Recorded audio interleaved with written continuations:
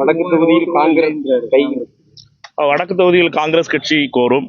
அதுல எந்த ஒரு சந்தேகம் கிடையாது.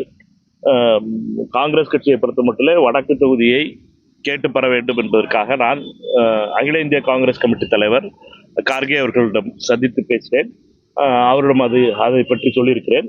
என்னை பொறுத்த மட்டும் காங்கிரஸ் கட்சியை யாரெல்லாம் அவமானப்படுத்துகிறார்களோ, காங்கிரஸ் கட்சியை யாரெல்லாம் இழிவாக பேசுகிறார்களோ அவர்களிடம் எந்த ஒரு தயவு தாட்சரியமும் பார்ப்பதற்கில்லை. காங்கிரஸ் கட்சிக்கு தெரியும், எங்களை பொறுத்த மட்டும் காங்கிரஸ் கட்சியினுடைய தன்மானம் ரொம்ப முக்கியமானது.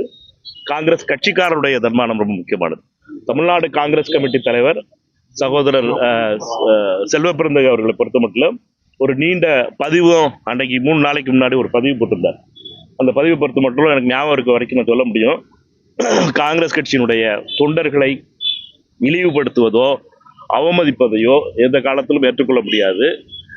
அதனால நாங்கள் அமைப்பு ரீதியாக 85% அமைப்பு முழுவதுமாக சீரமைத்திருக்கிறோம். ஊராட்சி அமைப்புகள் மற்றும் PLA2 நியமிப்பதை தமிழ்நாடு காங்கிரஸ் கமிட்டி தலைவர் செல்வ பெருந்தகை அவர்கள் திரு பீட்டர் அல்போன்ஸ் அவர்களுடைய தலைமையிலே ஒரு குழு அமைத்து மிக கடுமையாக உழைத்து காங்கிரஸ் கட்சியினுடைய தோழர்கள் அனைவரும் அமைப்பு ரீதியாக பலம் சேர்த்திருக்கார்கள். அப்படிப்பட்ட நிலையிலே செல்வ பெருந்தகை அவர்களுடைய அறிக்கை என்பதுதான் காங்கிரஸ் கட்சியினுடைய நிலை. அண்ணன் செல்வ பெருந்தகை அவர்கள் கோரியிருப்பது என்பது இப்படி அவதூறாக பேசிய மாவட்ட செயலாளர் மீது நடவடிக்கை எடுக்க வேண்டும். 3 நாளாக இருக்கிறது.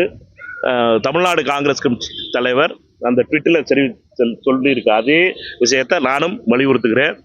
காங்கிரஸ் தலைவராக இருக்கின்ற அண்ணன் செல்வ பெருந்தகை அவர்களுடைய அந்த கோரிக்கையை, அந்த வேண்டுகோளை கூட்டணி இருக்கின்ற காங்கிரஸ் தொண்டர்களை அவமானப்படுத்துகின்ற செயலை செய்த நிர்வாகி மீது நடவடிக்கை எடுக்க வேண்டும் என்பது காங்கிரஸ் கட்சிக்காரர்களுடைய ஒவ்வொருடைய கோரிக்கையாகும்.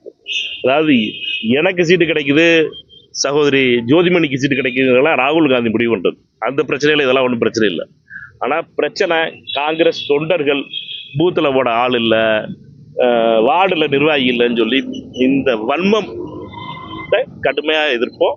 இந்த வன்மத்தை பொறுத்த மட்டும் நிதானமாக இதை கையாளுவோம். எங்களை பொறுத்த மட்டுமே தமிழ்நாடு காங்கிரஸ் கமிட்டி தலைவர் சகோதரர் செல்வ பெருந்தகை அவர்கள் சொன்ன எக்ஸ் பதிவு நடவடிக்கைக்காக அவர் கேட்டிருக்கிறார். அந்த நடவடிக்கைக்காக காத்திருக்கிறோம்.